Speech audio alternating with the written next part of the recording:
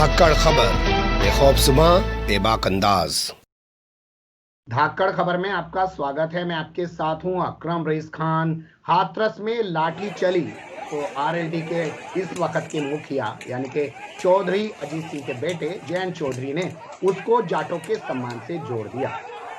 मुजफ्फरनगर के अंदर एक महापंचायत आयोजित की गई जिसमें हरियाणा से भी जाट आकर शामिल हुए। विपक्षी पार्टियों ने भी उसको समर्थन दिया। उसके बाद मथुरा में भी एक महापंचायत की गई। तो यहीं से सवाल पैदा होने शुरू हुए कि रात हाथरस में चली हुई लाठी के जरिए क्या जयंत चौधरी अपनी समाप्त हो चुकी आरएलडी पार्टी को जिंदा करना चाह रहे हैं, और क्या वहां लाठी चलने के बाद ही उन्हें जिंदा होने का मौका मिल रहा है, या वाकई में जयंत चौधरी पर चली हुई लाठी को जाट समाज जाटों के सम्मान से जोड़कर देख रहा है, या इनकी ये जो कोशिश है हमेशा की तरह फिर से एक बार टाइम टाइम फिस हो जाएगी। एक पहलू ये रहेगा। दूसरा पहलू ये रहेगा कि जो पार्टी इतनी पुरानी थी, चौधरी चरण सिंह की पार्टी थी, वो अपने ही क्षेत्र में क्यों खत्म हो गई, इस पर भी गौर करने की कोशिश करेंगे। और आने वाली जो संभावना है, क्योंकि आने वाले वक्त में जिला पंचायत का चुनाव है उत्तर प्रदेश में, जो ग्रामीण क्षेत्र का चुनाव होता है, और फिर 2022 में विधानसभा का चुनाव है, वो भी सामने खड़ा है। तो क्या वो इसकी उम्मीदें हैं इस पार्टी की, वो जिंदा हो पाएंगी नहीं हो पाएंगी, इन्हीं सारे पहलुओं पर बात करेंगे। हमारे साथ जुड़ रहे हैं वरिष्ठ पत्रकार रवि अरोड़ा जी।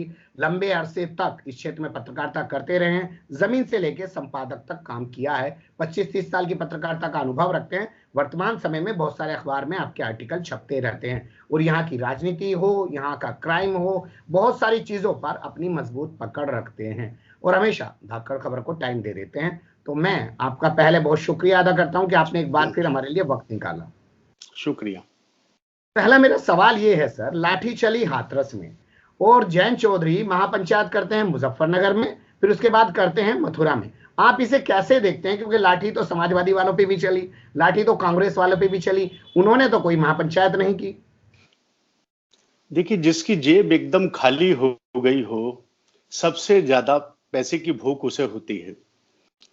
चौधरी चरण सिंह की विरासत उनके बेटे और उनके पोते पूरी तरह खो चुके हैं।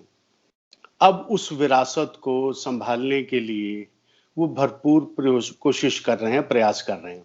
ये इन दो जो आपने सभा बताई, महापंचायत जिसका उन्होंने नाम लिया, तीसरी अब 17 तारीख को वो बुलंदशहर में भी करने जा रहे हैं, और उसके अंदर विभिन्न पार्टियों को भी वो अपने साथ जोड़ रहे हैं। जैसे इनेलो उनके साथ जुड़ गया है, समाजवादी पार्टी जुड़ गई है, और मुजफ्फरनगर की सभा में कांग्रेस के भी नेता थे, और साथ में अकाली दल भी उनके साथ आ गया है।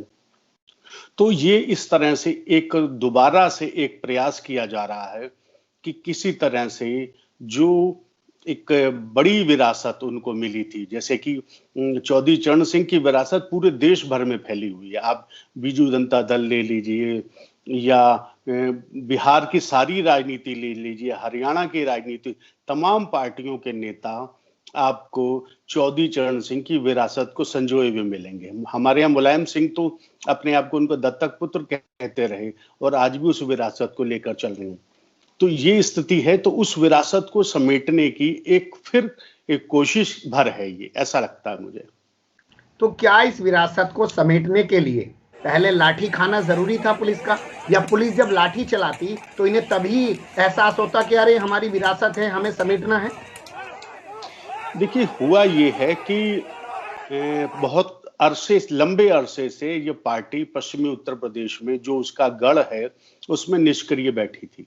निष्क्रिय इसलिए कि उनके पास अब कोई सांसद नहीं, कोई एमपी नहीं, कोई राज्यसभा सदस्य नहीं, कोई एमएलए नहीं, और कहीं उनका कोई नाम लेवा नहीं है। अब ऐसे में जब इतना बड़ा मामला हो गया, और जहां मथुरा से वो आते हैं जयंत चौधरी, जहां से वो चुनाव लड़ते रहे हैं, चुनाव जीता भी उन्होंने, उसके बगल में हाथरस में इतनी बड़ी बात हुई है तो उन्हें जाना पड़ेगा। और वो गए, और उसके बाद पुलिस ने जो सब पार्टियों के साथ किया वो उनके साथ भी किया। वो बेशक अपने आप को पूर्व प्रधानमंत्री का पोता माने, लेकिन पुलिस के सिपाही के लिए वो एक ऐसी पार्टी के नेता है जिसका प्रदेश में कोई वजूद नहीं है। इसलिए पुलिस ने वही किया जो पुलिस औरों के साथ कर रही है, जिसका नतीजा आपने देखा। जयंत चौधरी, हालांकि मुझे जो वीडियोस मैंने देखे हैं उसमें जयंत चौधरी को तो शायद कोई लाठी नहीं भी लगी, कार्यकर्ता जरूर घायल हुए हैं, और उसी को उन्होंने मुद्दा बनाने की कोशिश की है। इसको क्या ऐसे भी मैं कह सकता हूं सर कि इनके पास मुद्दा नहीं है तो इन पे लाठी चल गई, इन्होंने उसके जाटों के सम्मान से जोड़ दिया। इसको थोड़ा सा और विस्तार से जाके देखें तो चौधरी चरण सिंह किसानों के नेता थे, पूरे देश के किसान उनके पीछे थे। चूंकि वो जाट समाज से आते थे इसलिए जाट उनको अपना नेता मानते थे। चौधरी चरण सिंह जब इस दुनिया से विदा हुए, उनकी विरासत संभाली चौधरी अजीत सिंह ने, तो शायद उनमें उतनी काबिलियत नहीं थी और वो जमीन से उतने जुड़े हुए नहीं थे। विदेशों में वो उन्होंने काम किया और वो राजनीति को सुपरफिशियल तरीके से वो देखने का उनका अभ्यास था। तो इस तरीके से वो अपने साथ पूरे किसानों को नहीं जोड़ पाए और सिर्फ वो जाटों तक महदूद रह गए। और आपने देखा एकदम जमाना था 2003 से 7 तक उनके 5-5, 6-6 मंत्री हुआ करते थे। लोकसभा में भी उनकी पूरी सीट होती थी, वो खुद केंद्र में भी मंत्री रहे और उनका दबदबा होता था। बसपा की सरकार हो, सपा की सरकार हो, उन सरकारों में उनका दबदबा होता था। वो जाट भी धीरे धीरे उनसे चले गए और आज की तारीख में उनके पास ना कोई किसान है ना उनके पास कोई जाट है। कि रोडवेज बसों पर हरित प्रदेश लिख दिया गया था उत्तर प्रदेश की जगह, लेकिन वो मुद्दा इन्होंने छोड़ क्यों दिया? मुझे लगता है कि इसकी जो जनता के बीच में इनको कोई बहुत ज्यादा समर्थन इसको नहीं मिला। ये उसके लिए कागजी तो जमा खर्ची करते रहे लेकिन कोई बहुत बड़ा आंदोलन नहीं खड़ा कर पाए। और इसमें मुझे लगता है कि एक जो भगवा ब्रिगेड है उसने एक अफवाह भी फैलाई थी कि वेस्टर्न यूपी में अगर कोई अलग ही इसको क्षेत्र बना दिया गया, अलग राज्य बना दिया गया, तो चूंकि ये मुस्लिम बहुल इलाका है तो यहाँ पर मुख्यमंत्री मुस्लिम होंगे और सरकार मुस्लिमों की होगी और ये पूरा का पूरा क्षेत्र एक तरह से मुस्लिम बेल्ट हो जाएगा। आरएसएस का ये प्रोपेगेंडा, आरएसएस परिवार का जो प्रोपेगेंडा इतना पॉपुलर हुआ कि जो लोग वेस्टर्न यूपी के हितों को लेकर इस विचार के साथ खड़े हुए थे कि हमको एक अलग से राज्य मिलना चाहिए, हरित प्रदेश की बात थी, वो भी उससे अलग हो गए।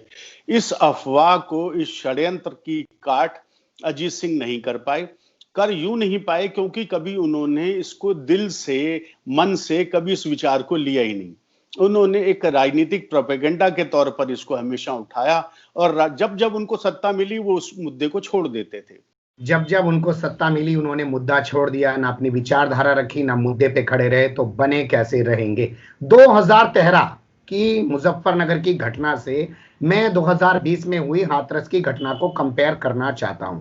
2013 में जब वो घटना हुई उसके बाद सांप्रदायिक दंगे हुए, एक जमीन तैयार हुई बीजेपी की और बीजेपी ने 2014 में शानदार फसल काटी लोकसभा के अंदर, फिर शानदार फसल काटी 2017 की विधानसभा के अंदर। और जो यहां जाट मुस्लिम एकता के दम पर जिंदा रहती थी आरएलडी, उसका पूरी तरह सुपड़ा साफ हो गया। अब ऐसी घटना 2020 में हाथरस में हुई है। आरएलडी उस घटना के आधार पे पश्चिम में अपने आप को जिंदा करने की कोशिश कर रही है। क्या वो कर पाएगी सर? मुझे तो ऐसी कोई संभावना नहीं लगती और अगर सपोज कहीं आपको लगता है कि ये लोग जुड़ेंगे इसके साथ तो उसकी वजह बेशक हमको दिखाई दे कि यह हाथरस कांड था, लेकिन उसकी वजह होगी किसान विरोधी कानून। किसान बहुत उद्वेलित हैं इस मुद्दे को लेकर। उनको साफ नजर आ रहा है कि वो बड़ी कंपनियों के, कॉरपोरेट के गुलाम होकर रह जाएंगे, उनके बंधवा मजदूर होकर रह जाएंगे। जिस तरह की घोषणाएं की जा रही हैं सच्चाई वैसी नहीं है। न्यूनतम मूल्य उनको मिलने की सरकार बात नहीं कर रही और बाकी सारे 3/7 और ये सब तमाम चीजें हटाती जा रही है। तो किसान उस मुद्दे को लेकर जुड़ेगा क्योंकि इस वजह से, क्योंकि उसको कोई नेतृत्व दिखाई नहीं दे रहा। बीजेपी यहाँ बहुत प्रभावी है, बीजेपी अपनी सरकार के खिलाफ इस मुद्दे को उठा नहीं सकती, कांग्रेस की यहाँ कोई पकड़ नहीं।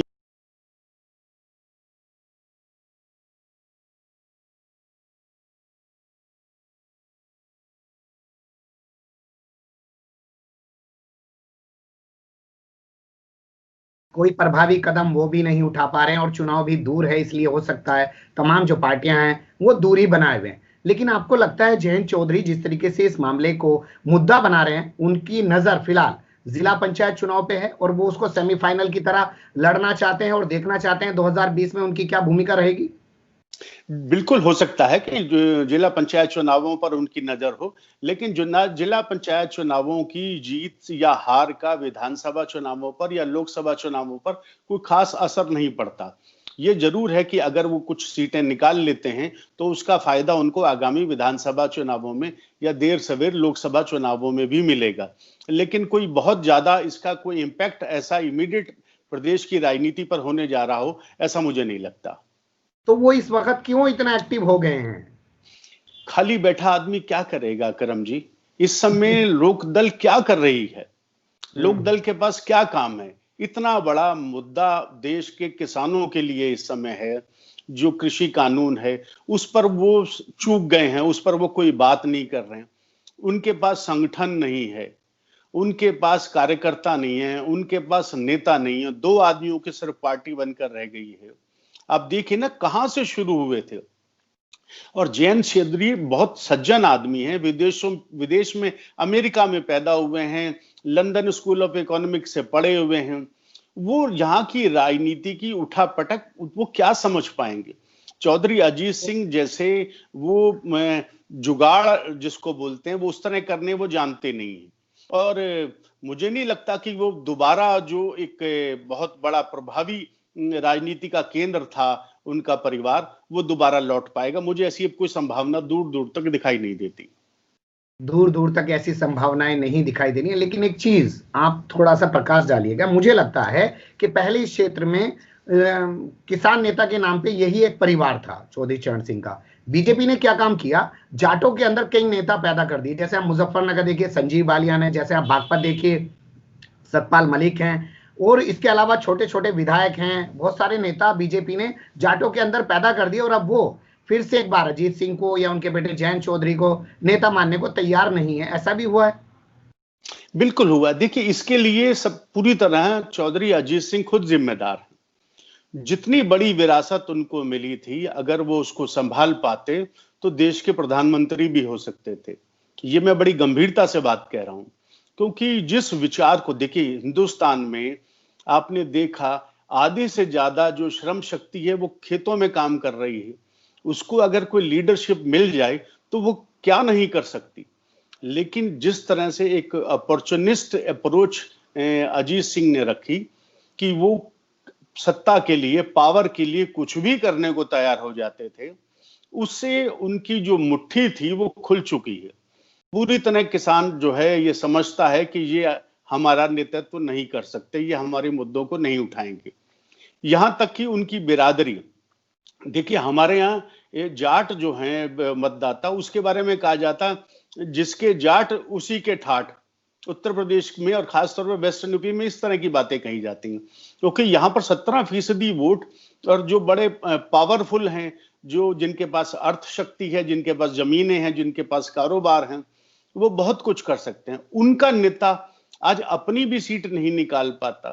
तो मुझे लगता है ये गए जमाने की पार्टी है और गए जमाने के लोग हैं, और इनका अब दौर लौटने वाला नहीं है। गए जमाने के लोग हैं, गए जमाने की पार्टी बन चुकी है, या यूं कहा जा सकता है कि इनके अगल बगल में मुद्दे घूमते रहते हैं। जैसे अभी आपने कहा कि किसानों के कानून वाला मुद्दा कितना बड़ा है, ये उसको कैश नहीं कर पा रहे। क्या इनसे 2013 में वो चूक हुई जब सांप्रदायिक दंगे हुए, अगर ये लोग जमीन पे उतर के जो मुस्लिम जाट एकता थी वो तार तार हो रही थी, उसे बचाने की कोशिश करते, तो शायद ये भी जिंदा रह पाते? न केवल ये जिंदा रह पाते, उत्तर प्रदेश में जो सांप्रदायिक सद्भाव इस घटना के बाद बिगड़ा है वो भी इतना बुरी स्थिति में नहीं होती। लेकिन अपने राजनीतिक नफे नुकसान में अजीत सिंह ने एक ऐतिहासिक भूल की है। अगर वो उस सही समय पर एक्टिव हो जाते तो जाहिर है इतने बड़े दंगे नहीं होते, इतनी ज्यादा हत्याएं नहीं होती, और जो एक तरह से जो परिवार बिखरे हैं तो वो शायद नहीं बिखरते। लेकिन राजनीति जो ना करा दे वो कम, अजीत सिंह ने भी वही किया, और उसमें सिर्फ अपना नफा नुकसान देखते रहे कि कहीं मेरी बिरादरी उससे नाराज ना हो जाए, और वो घर में बैठे रहे, जिसका खामियाजा उन्होंने भुगता, उनकी पार्टी ने भुगता, और कहीं ना कहीं उत्तर प्रदेश ने और वेस्टर्न यूपी ने भुगता। बहुत बड़ी बात आपने कही है कि अगर वो उस वक्त गंभीरता से जमीन पे उतरते तो वो अपनी पार्टी और राजनीति को ही नहीं बचाते, पूरे प्रदेश को भी बचाते, और उस बात का खामियाजा पूरे प्रदेश ने भुगता है, और उनको तो भुगतना पड़ ही रहा है। उनकी राजनीति समाप्त हो चुकी। क्या कहीं से कोई ऐसी संभावनाएं हैं आने वाले टाइम में? हालांकि अब तो एक रूपता थोपी जा रही है, कहते हैं पार्षद से लेके प्रधानमंत्री तक एक ही पार्टी का 50 साल तक होगा। क्या आपको लगता है ये पार्टी जिंदा हो पाएगी? क्योंकि कांग्रेस भी साथ खड़ी है, समाजवादी भी साथ खड़ी है, और आपने कहा इनेलो भी आ गई है, हरियाणा के जाट भी आ गए हैं। क्या कुछ करके हो सकता है इनका? मैं इसमें एक बात कहूंगा कि ये जो हमारे यहाँ परिवारवाद है, उस परिवारवाद में आप देख रहे हैं कि जैसे जाहिर है कांग्रेस से शुरू हुआ, जवाहरलाल नेहरू, फिर इंदिरा गांधी, और फिर वो राजीव गांधी, और फिर राहुल गांधी, अब प्रियंका, बीच में सोनिया गांधी। सभी दलों में, उधर आप बीजू जनता दल देख लीजिए, इधर लालू यादव का परिवार देख लीजिए, मुलायम का परिवार देख लीजिए, जो उधर महाराष्ट्र में मुरली देवड़ा परिवार देख लीजिए। जो नई पीढ़ी राजनीति में आ रही है वो उतनी एग्रेसिव नहीं है, जमीन पर उसके पांव उतने जमे हुए नहीं हैं, लोगों पर उसके उतने पकड़ नहीं है कि वो अपने पूर्वजों जितना काम कर पाए। हालांकि कुछ अपवाद भी हैं, हरियाणा में आप देखें दुष्यंत चौटाला का आप देख रहे हैं, तो कुछ ऐसे अपवाद जरूर हैं, लेकिन आम तौर पर नई पीढ़ी पुरानी जितनी पीढ़ी जितना बेहतर परफॉर्म नहीं कर पा रही। चौधरी चरण सिंह ने जहां से शुरू किया था उसके 10% पर आकर टिक गए अजीत सिंह, और उससे आगे नहीं बढ़ पाए।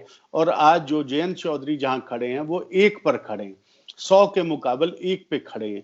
अब 1 से 100 का सफर कितना लंबा होगा, कितनी वो मेहनत मांगता है, कितना समर्पण मांगता है, इसका आप अंदाजा लगा सकते हैं। क्या बदलती हुई राजनीति को ये लोग नहीं समझ पा रहे हैं? आज इंटरनेट के जमाने में बाप के कहने पे बेटा वोट नहीं डालता है। व्हाट्सएप, फेसबुक, ट्विटर, इंस्टाग्राम, इतना सब कुछ उसके आसपास घूम रहा है। ये शायद उस जमाने की राजनीति कर रहे हैं कि प्रधान को फोन कर दिया और उसने पूरे गांव के वोट दिलवा दिए, या किसी बिरादरी के नेता को फोन कर दिया उसने वोट दिला दिए, या किसी परिवार के मुखिया को फोन कर दिया उसने अपने घर परिवार के वोट दिला दिए। आज परिस्थितियां बदल चुकी हैं राजनीति की। बिल्कुल बदल चुकी है। देखिए, आप देखें कांग्रेस में आप राहुल गांधी को आप देख रहे हैं किस तरीके से वो घर घर जाने को तैयार हैं, कहीं कोई मामला है वो जा रहे हैं, चाहे ट्रैक्टर पे बैठे हुए हैं, गलियों में घूम रहे हैं, महिलाओं को, बच्चों को गले में लगा रहे हैं, उनको सांत्वना दे रहे हैं। और जयंत चौधरी को आपने देखा होगा एक जमाने के बाद पहली बार ये हाथरस में आए। इस तरह की राजनीति, ऊपर ऊपर की जो राजनीति है, ये सफल नहीं होगी। अगर इनको लगता है कि इनको राजनीति में दोबारा अपने पुराने दिन लौटाने हैं, तो इसके लिए लोगों के बीच में जाना पड़ेगा। हाथरस जैसी घटनाएं पूरे प्रदेश में हो रही हैं, घर घर में इस समय इन सब चीजों को लेकर आतंक है। लोग हर शहर में ऐसे किस्से सुबह शाम देखने सुनने को मिल रहे हैं, अखबार रंगे पड़े हैं इन सब चीजों को, लेकिन कहीं कोई निकल कर बाहर नहीं आ रहा। और सिर्फ इस तरह की महापंचायतें करके और वो प्रधानों को बुलाकर और भीड़ इकट्ठी करके अगर हो जाए तो फिर माफ कीजिएगा, फिर ना विधानसभा मिलेगी, ना लोकसभा मिलेगी, ना कहीं कोई जनशक्ति मिलेगी, ना कहीं कोई पावर मिलेगी। बिल्कुल सही आपने कहा कि ऐसी महापंचायतों से ना कोई जनशक्ति ढूंढ पाएंगे, ना विधानसभा, ना सांसद बन पाएंगे, सिर्फ पंचायतें करके अखबारों तक की सुर्खियों में बन के रह जाएंगे। बहुत शुक्रिया, आपने बहुत बारीकी से सारी चीजों का जिक्र किया है, आरएलडी के इतिहास का, शुरुआत का, चौधरी चरण सिंह का, और ये कैसे इनका पतन हुआ, तो तमाम चीजों में आपने रोशनी डाली। फिर आपसे इस मुद्दे पे जुड़ने की कोशिश करेंगे क्योंकि ये सिलसिला लगातार बढ़ता जा रहा है और पश्चिम उत्तर प्रदेश की राजनीति जो है वो पूरे देश को प्रभावित तो करती ही है। बने रहिएगा धाकड़ खबर के साथ। फिलहाल कमेंट्स के रूप में आप लोग अपनी राय दे सकते हैं, खबर को लाइक कर सकते हैं, चैनल को सब्सक्राइब कर सकते हैं और ज्यादा से ज्यादा हमारी खबरों को शेयर कर सकते हैं। फिर ऐसे ही किसी सुलगते हुए या उलझते मुद्दे लेकर हम आपके सामने होंगे हाजिर। फिलहाल अभी हमें दें इजाजत।